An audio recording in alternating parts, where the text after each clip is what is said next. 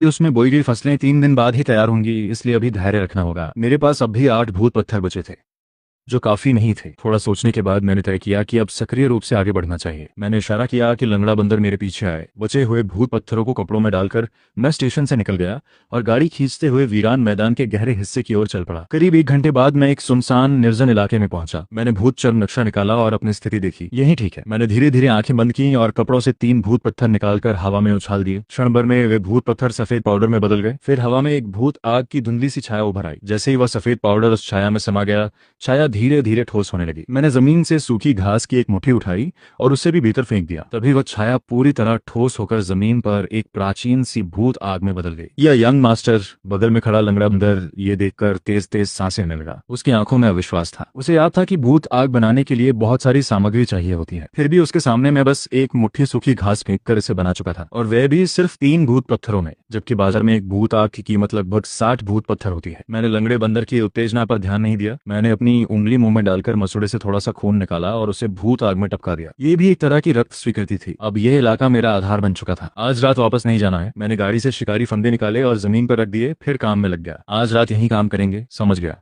Young master. लंगड़े बंदर की आंखों में चमक थी। वह खुशी से भरकर बाहर निकल गया और एक एक करके शिकारी फंदों को शिविर के बाहर लगाने लगा। कुछ देर बाद रात उतर आई। घोर अंधकार ने पूरे संसार को ढक लिया। एकमात्र रोशनी बगल की भूत आग थी, लेकिन इस अस्थायी शिविर में भूत आग के अलावा कोई इमारत नहीं थी। मैं जमीन पर सिमट कर बैठ गया।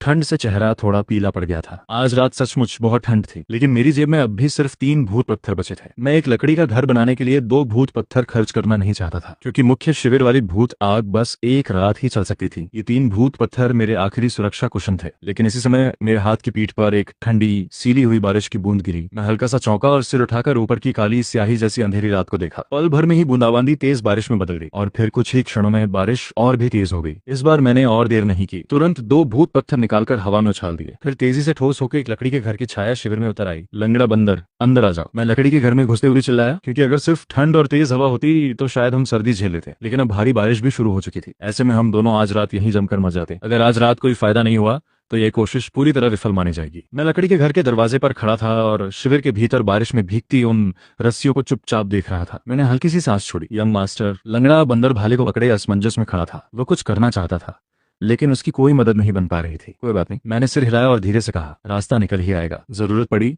तो कल मैं बिना शर्म के वांग स्टेशन प्रमुख के पास चला जाऊंगा। लेकिन ये बात पूरी भी नहीं हुई थी कि हिला हिला अचानक मेरे कान में लंगड़े बंदर की उत्साहित आवाज गूंजी। मैंने तुरंत उधर देखा। जमीन पर पड़ी एक रस्सी जोर जोर से हिल रही थी। मेरा चेहरा खुशी से खिल उठा। मैं कुछ कर पाता उससे पहले ही बाकी चारों रस्सियां भी एक साथ बुरी तरह हिलने लगी। जल्दी मैं उत्साह से बारिश में दौड़ पड़ा और एक रस्सी को पकड़कर जोर से खींचा।